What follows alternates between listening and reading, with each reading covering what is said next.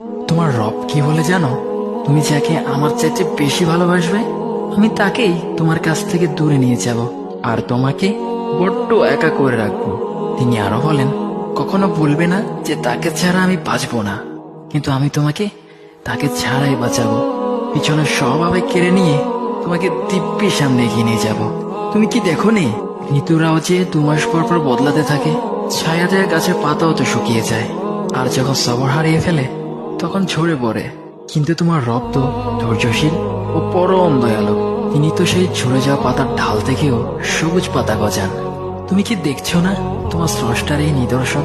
যে মানুষটাকে তুমি নিজের জীবনের চাইতেও বেশি ভালোবাসতে, সেই মানুষটাও একদিন অচেনা হয়ে যায়, তোমার মন ভেঙে যায়, এমনকি বন্ধুর শত্রুতে পরিণত হয়।